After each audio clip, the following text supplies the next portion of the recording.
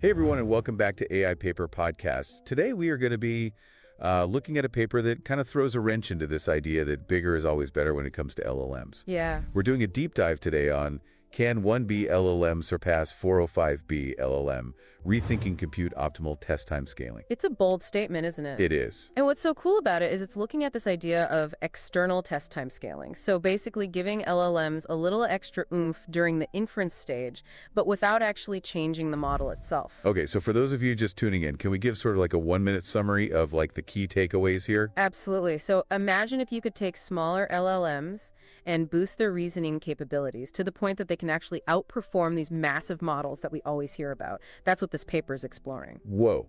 Okay. It's looking at how you optimize TTS using different strategies, using these things called process reward models or PRMs, and playing with different levels of difficulty for problems. And get this, they actually managed to make a 1B LLM beat a 405B LLM on a challenging math dataset called Math 500. What? So it really challenges those assumptions we have about size always being king, and it shows just how much potential TTS has to unlock these incredible reasoning skills, even in smaller, more accessible models. Okay, I am super intrigued. So let's kind of zoom out a little bit and talk about this paper in context. Like, where does this specific problem that they're tackling fit into the sort of larger world of LLM research? So we know LLMs are amazing. They are. We know TTS has become a big thing for squeezing out better performance. Right? But this paper's tackling something we haven't really seen before. Oh, okay. It's like, how do all these different factors, which specific LLM you're using, what PRM you've chosen, even the difficulty of the task, how do all those things work together when you're trying to optimize TTS?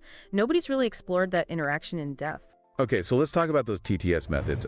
I think maybe it would be helpful to kind of visualize, like if we're thinking about maybe even figure 2 from the paper, how can we make these different approaches that they talk about, best of n, beam search, DVTS, how can we make that really easy to understand? Absolutely. So picture this. Your LLM is tackling a problem. It needs to come up with different possible solutions, right? Yeah. Best of n is like saying, okay, LLM come up with, let's say, n different solutions. We'll score them using a PRM, think of it like a judge, and we pick the winner, the highest score. So it's like a competition, Exactly. like a mini competition inside of the computer. Exactly. Beam search, on the other hand, is a bit more strategic. Instead of generating all n solutions at once, it does it step by step.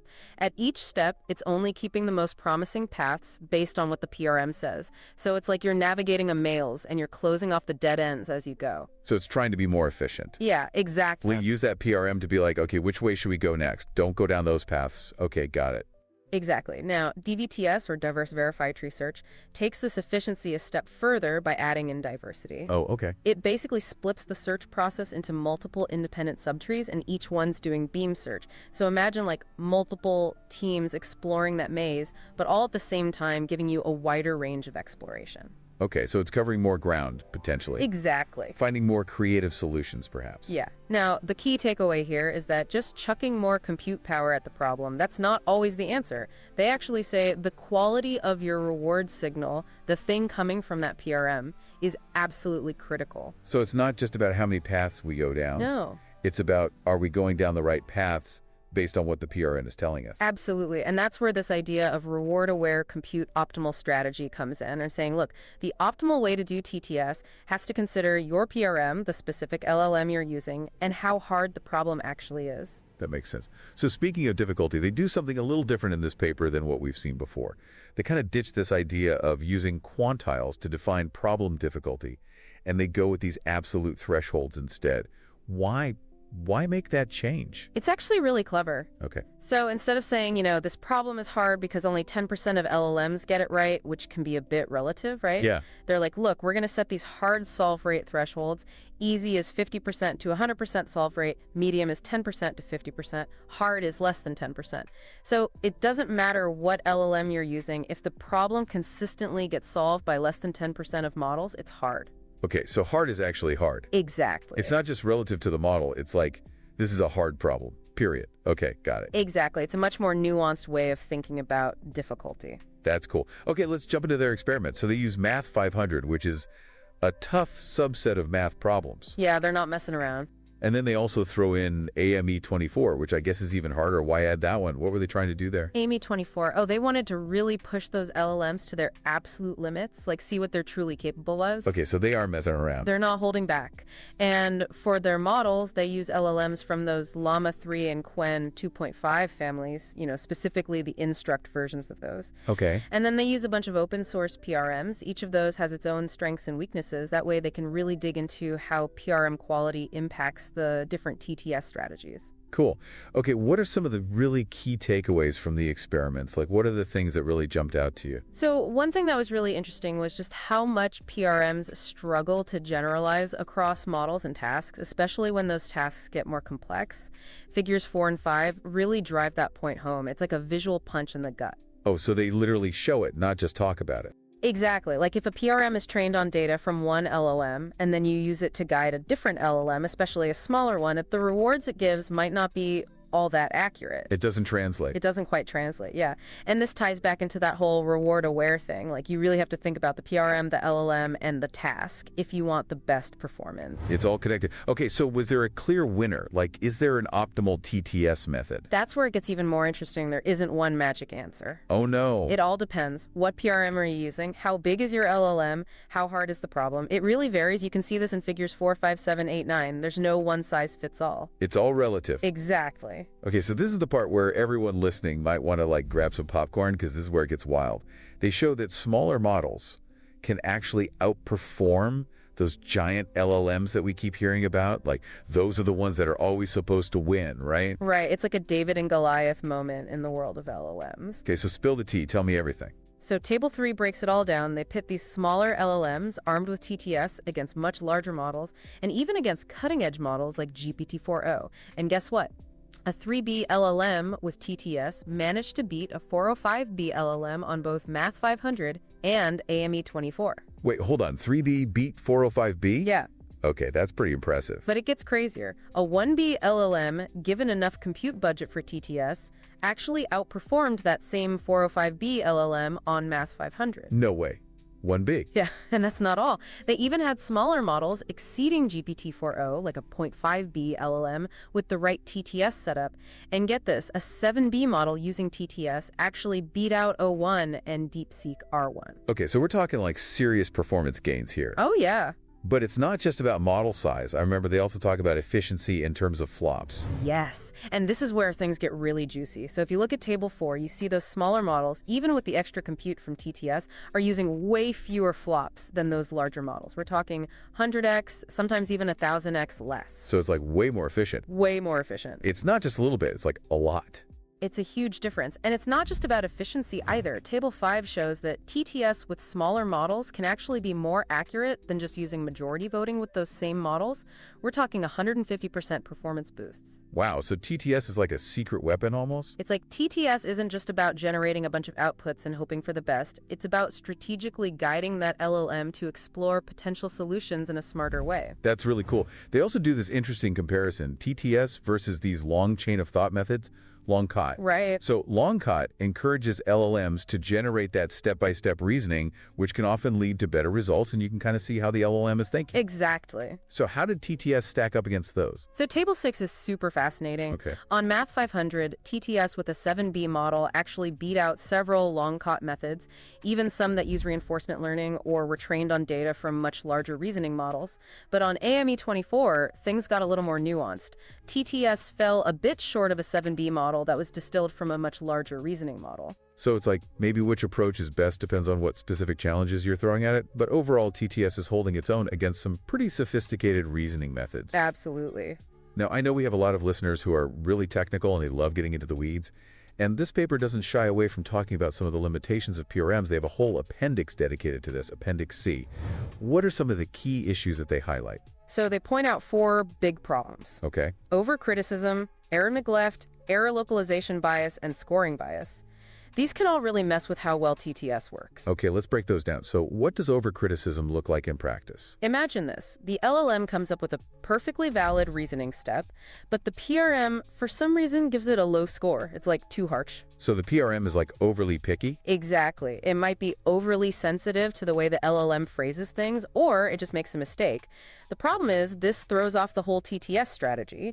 If a good step is penalized, the LLM might end up going down the wrong path and you get a bad solution. So it's like unfairly marking down a good answer. Exactly. And then you have the opposite problem, error neglect. Okay. This is where the LLM makes a mistake, a clear one, but the PRM misses it, gives it a decent score anyway. Oh, so it's not catching the errors. Not catching them. And that's a problem because the LLM just keeps going down the wrong path and you get a totally wrong answer. Yeah, that's not good. Okay, error localization bias. That sounds a little more complicated. What's that one about? Okay, so think about it this way. The LLM makes a mistake somewhere in its reasoning, but the PRM points to the wrong spot. It might penalize a perfectly good step or miss the actual error.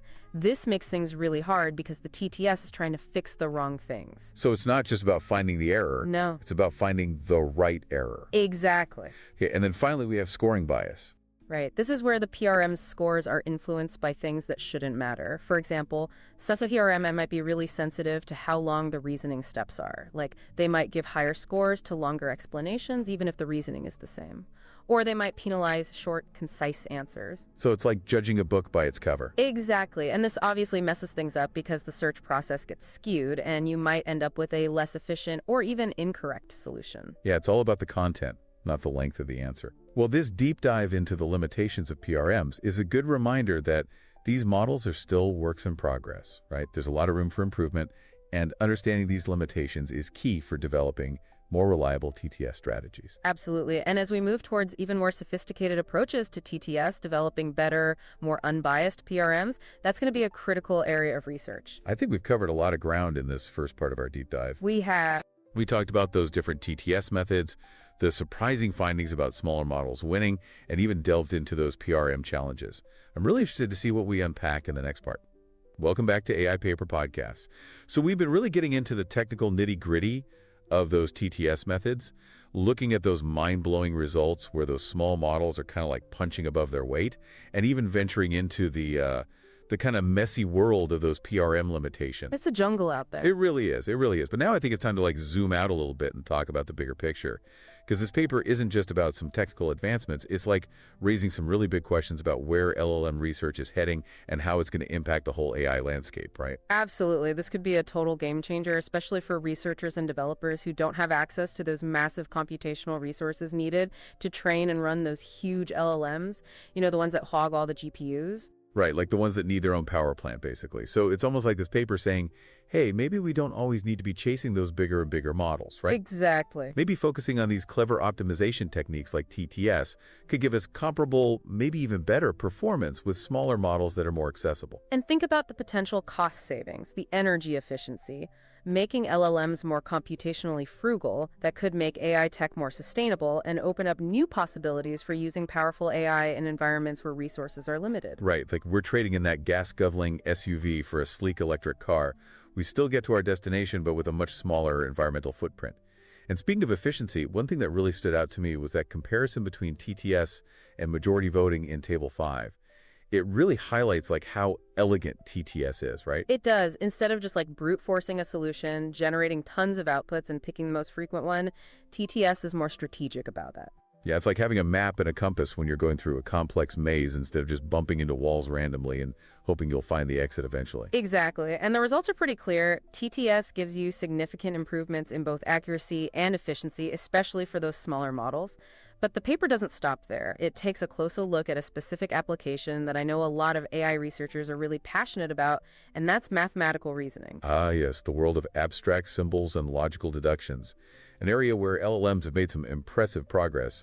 But there's still a lot of room for improvement, right? Definitely. And the authors believe that TTS can play a key role in pushing those boundaries even further. So they put it to the test using those challenging math data sets, Math 500 and AME 24. Right. Both known for having problems that require more than just number crunching. They need real problem-solving skills. So how did those smaller models, those ones equipped with TTS, how did they do? Did they manage to crack the code? They did, and some even outperformed much larger models on problems that used to stump them.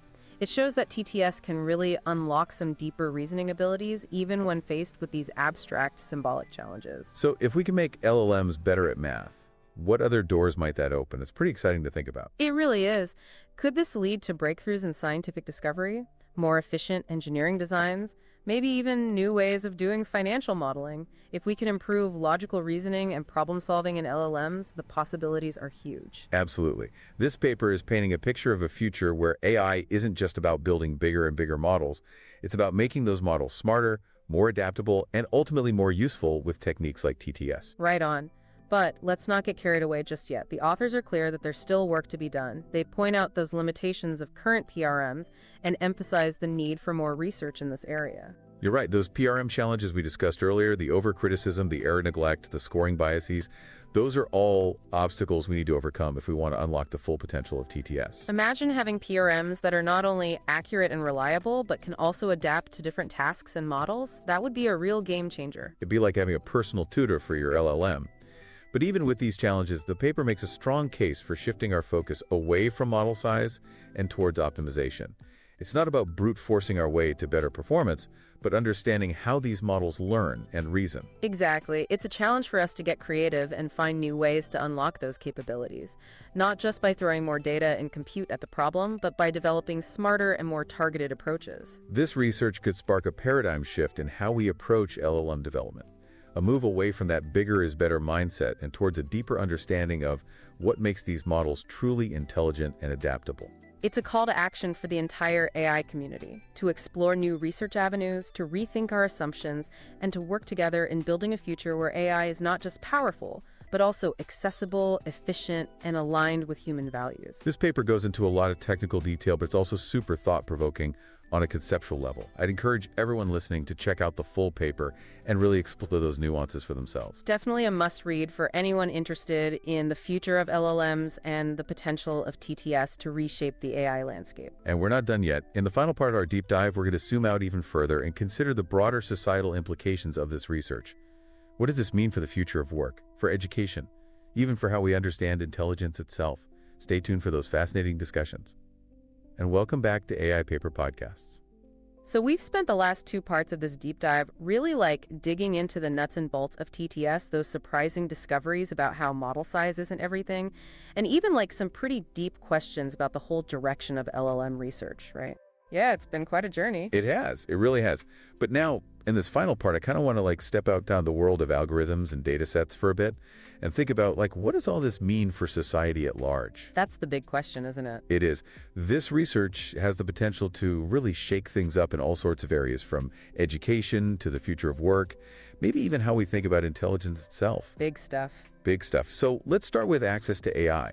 For a long time, the really cutting-edge AI research has been happening mostly at these big tech companies, the ones with tons of money and giant data centers. Right, the ones with all the resources. Yeah, exactly. But this paper kind of hints at a different future, one where powerful AI is actually within reach for a much wider range of people. It's like this democratizing force, right? Imagine a world where startups, independent researchers, even students can experiment with state-of-the-art AI models without needing those supercomputers. Yeah, it's instead of having just a few elite universities controlling all the knowledge, it's like having this huge network of public libraries that everyone can use that could really accelerate progress in AI, leading to breakthroughs we haven't even thought of yet. Absolutely. And it's not just about access either. Right. This research also has some huge implications for AI sustainability. We've all heard about those massive LLMs and how much energy they guzzle. Those concerns about their environmental footprint are real. It's if you think about a coal-powered factory versus a solar-powered home, switching to smaller, more efficient models could drastically reduce how much energy AI needs, making it much more environmentally friendly and cheaper to run. It's a win-win. It really is. And speaking of being responsible, this research also makes us rethink how we even measure progress in AI. Traditionally, we've focused a lot on things like how big a model is or how well it performs on benchmarks. Right, bigger, faster, stronger. But those metrics don't tell the whole story, do they? This paper shows that pretty clearly. Smaller models, when you optimize them the right way, can sometimes beat the giants and do it much more efficiently, too. It's a good reminder that size isn't everything.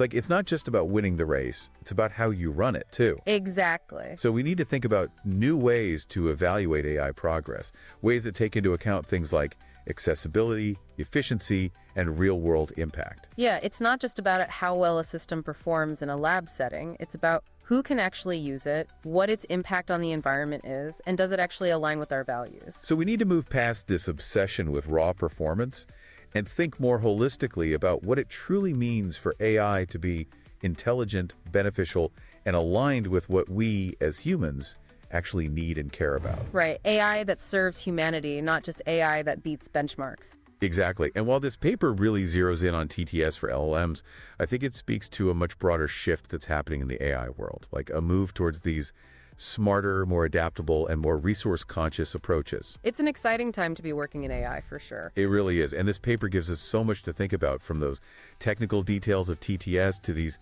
big picture questions about how AI is going to shape our world. Couldn't agree more. I really hope everyone listening will check out the full paper and keep exploring these ideas. It's been a fantastic deep dive, and thanks so much for joining us on this episode of AI Paper Podcasts. Until next time, stay curious, keep exploring, and let's all work together to build a future where AI truly benefits everyone.